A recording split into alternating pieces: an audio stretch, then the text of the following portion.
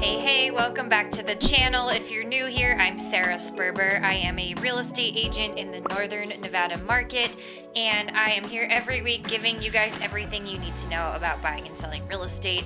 On today's episode, I am going to dive into the NAR Settlement National Association of Realtors. If you've been living under a rock, you may have missed this, but it is doubtful given some of the crazy headlines that we have been seeing this past week. So I'm going to dive into that and what it means for both buyers and sellers and realtors. So stay with me. So let's just dive into what this settlement was really about, what it means. Basically, the proposal, which is just that, it's a proposal. It has not yet been approved by the courts, but it's looking like that is a high probability. Basically, this would lead to a settlement agreement and kind of put a halt to all the copycat lawsuits that have sort of started to bubble up ever since the original lawsuit, which was brought upon by home sellers, and it was against National Association of Realtors, and it was basically about commissions for real estate agents, saying that home sellers were disgruntled that they were paying the commission for both agents. There's a lot to unpack there, but we've been accused of collusion, and buyers agents have been accused of steering buyer clients to certain homes because of the amount of commission that was offered by the selling side.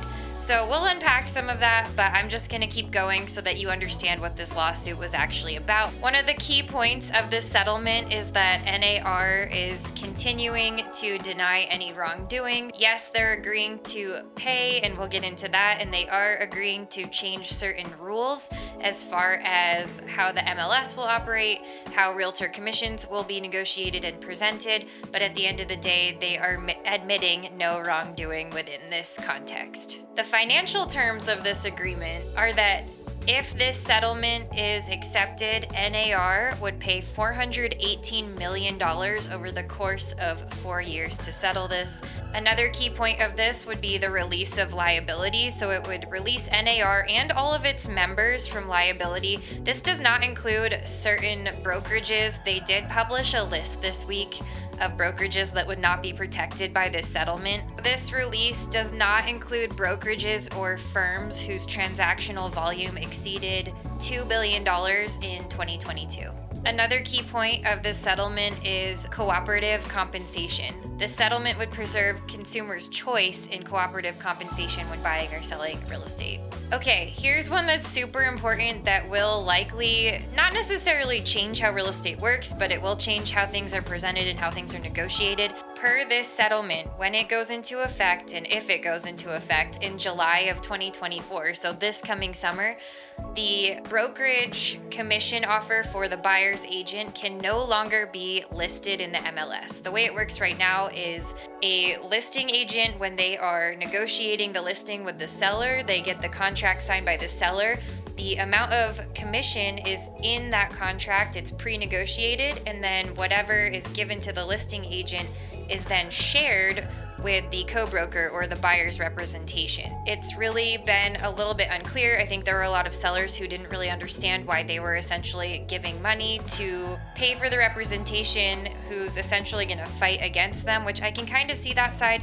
Also keep in mind though that the price of the home and the net proceeds from the seller, that is coming from the buyer's money overall. So the buyer's bringing the money to the table to close the deal. So we have this whole like round robin situation. There's a lot of people weighing in on this. I'm not really gonna weigh in on it because there are so many ways to look at it, but that is kind of the conversation. So I'm just giving you the context. What you need to know is that moving forward, starting in July, the buyer's agent commission will no longer be published on the MLS. It won't be public knowledge. I think what they're trying to mitigate here is the notion of steering, right? So if a buyer's agent is lining up a day of showings for a buyer and they're like, oh, this one's offering 3%, this one's offering 2%. Commissions have always been negotiable, and that's not changing. So what's actually changing is now, moving forward, or effective in July, every buyer's agent is going to have a buyer representation agreement signed by their buyer client before we're allowed to open any doors or do any showing. So with that, because you're going to have to choose a buyer's agent, or every buyer is going to have to choose a buyer's agent, you're going to want to make sure that you are working with somebody who has very strong negotiation skills and expertise, because even though we can't finance realtor commissions as of now, we can ask for seller concessions that would help cover that amount if you are, having to pay it out of pocket. We can look at repair credits, we can look at rate buy downs, we can look at all kinds of seller concessions that are kind of already part of the conversation when we're making negotiations. Try not to panic about that part, and definitely whatever you do, don't go unrepresented, because there are about 1,000 pieces of paper that you will sign when you are buying a home,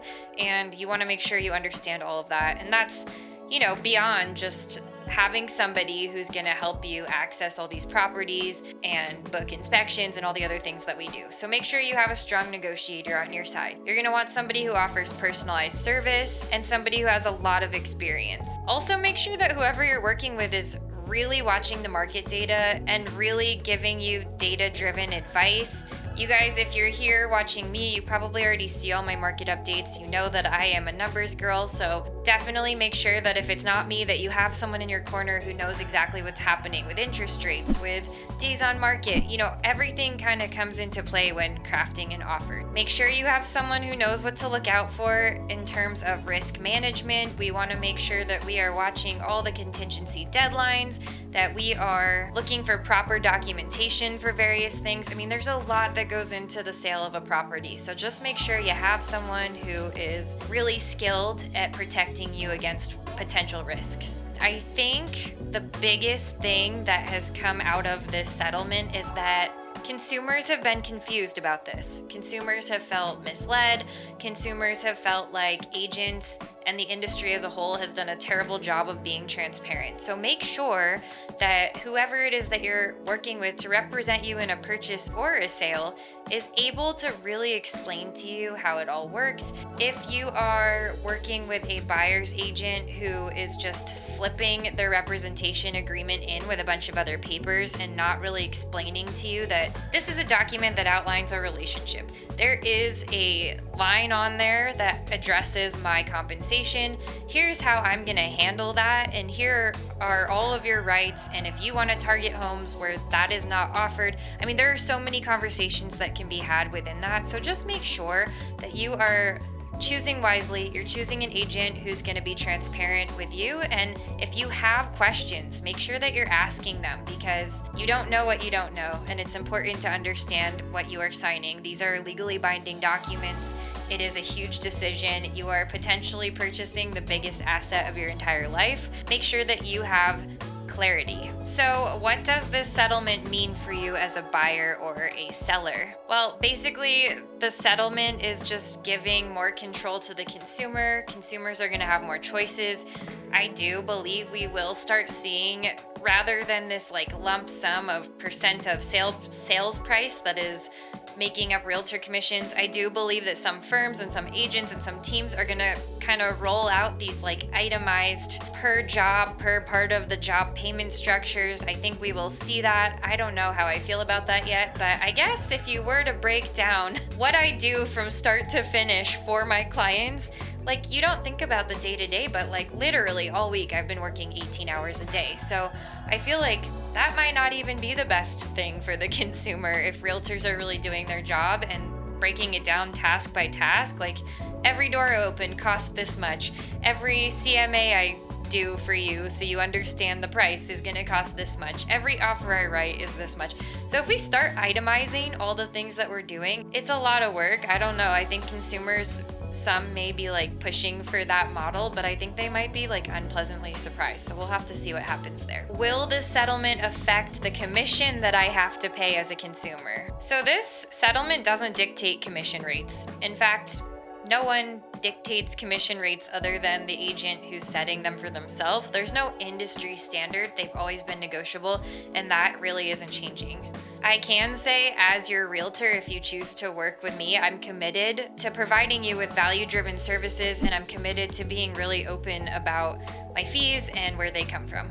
How will this change the way that agents are compensated? So this may change in the way that things work. This may change some industry practices, but overall, agents are going to be paid for their skill and knowledge and experience and time. Just like any other job, I don't think anybody expects to go to work all day and not be paid, right? So these headlines that are saying realtor commissions are gone for good, I mean, that's just ridiculous and really unlikely. I mean, I don't know about other realtors, but I literally work all day and I feel like my clients would be utterly lost without me. Now, there are people in the camp of like, I can do it myself. Like, please, by all means, I'm not the agent for you.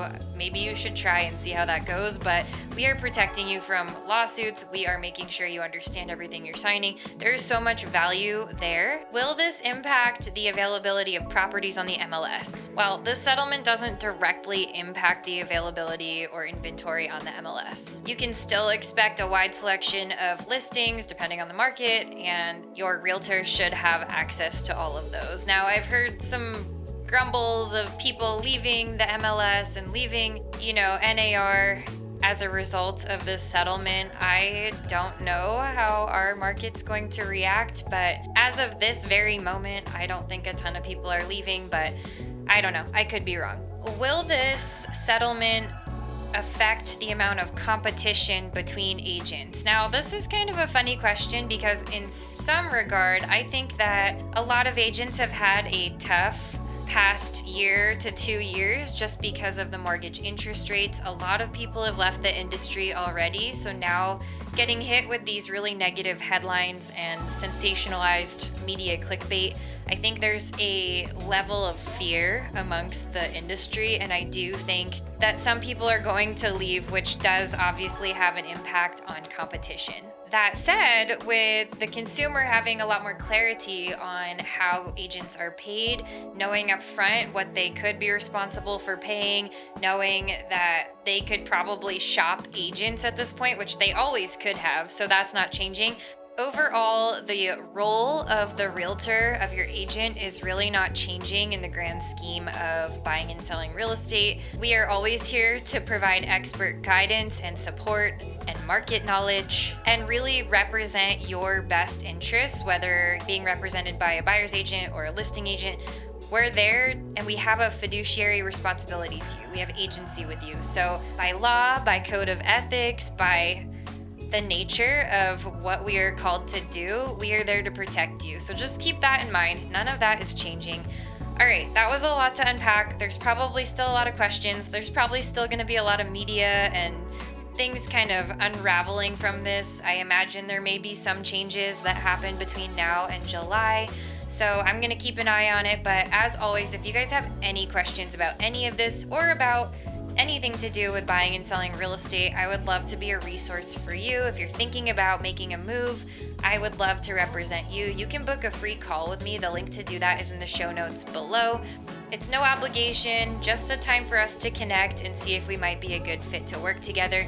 And at the very least, I can get all your questions answered. Thank you guys so much for watching. Please hit that like and that subscribe button. I put out new videos every single week about the Reno Sparks housing market, the Northern Nevada lifestyle, and of course, all things to do with buying and selling real estate. Thanks so much, and I'll see you guys next week.